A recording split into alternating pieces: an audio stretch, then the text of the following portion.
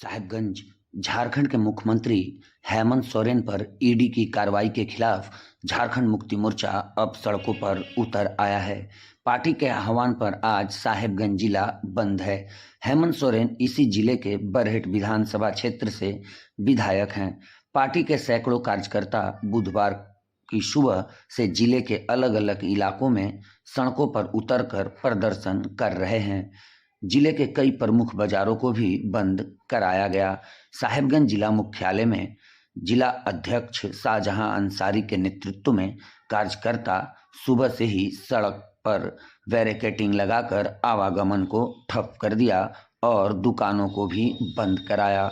वहीं बरहेट विधानसभा क्षेत्र के पतना चौक पर इमली चौक, बरहेट बाजार, साहिबगंज गोविंदपुर मुख्य पथ पर झारखंड मुक्ति मोर्चा के कार्यकर्ताओं ने सुबह से ही बांस की बैरिकेडिंग लगा दी।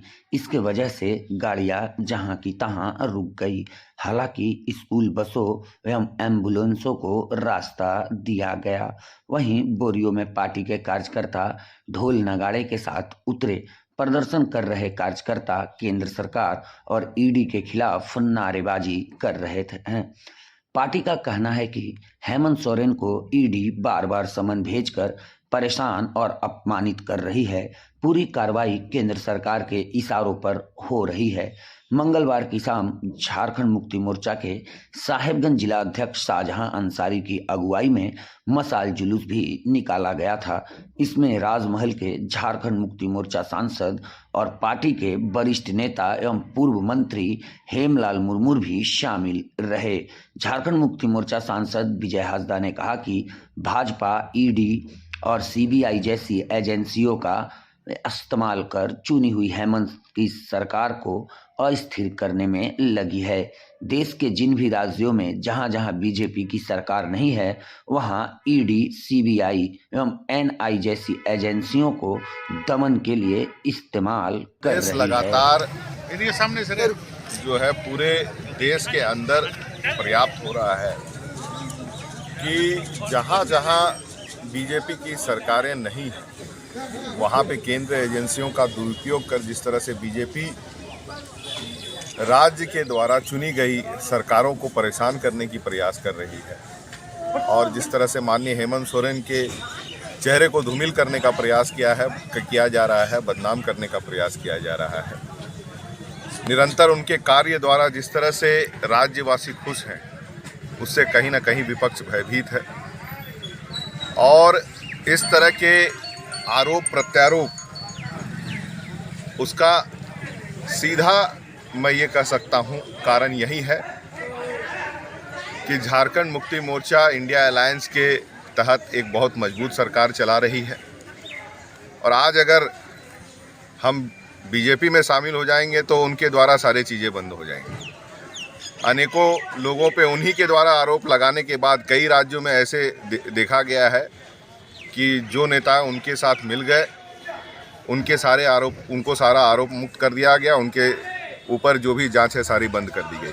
तो ये दोहरी नीति इस राज्य में नहीं चलेगी। पाकुड़ में अगर आप देखेंगे कि कुछ दिनों पहले बाहर के नेता द्वारा यहाँ पे रेलवे के कार्यक्रम को 2 स्टॉपेज हेमंत सोरेन जी भी कहे हैं, झारखंड से वो कहीं बाहर भागे नहीं है, वो झारखंड में ही है, रांची में ही है। अगर उन्हें कोई एक्शन लेना है तो वो ले सकते हैं। आगे का क्या कुछ रणनीति है? रणनीति पार्टी के द्वारा जो है सेंट्रल कमेटी द्वारा जो भी निर्गत आदेश रहेंगे वो आप लोग को लगातार मिलते रहेंगे।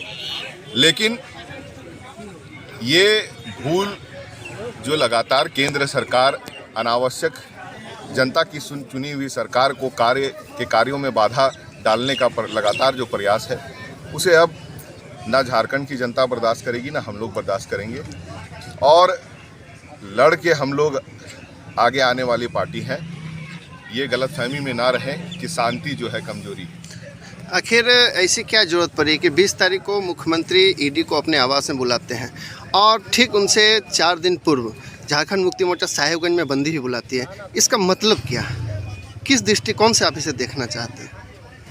दृष्टिकोण आप एक ही रखिए मेरे हिसाब से कि केंद्र एजेंसियों का दुरुपयोग बीजेपी अब बंद करे और राज्य राज्यों में जो चुनी हुई सरकार है उन्हें अपना काम करने दे, सम्मान पूर्वक काम करने दे, क्योंकि हम जनता के लिए काम कर रहे हैं।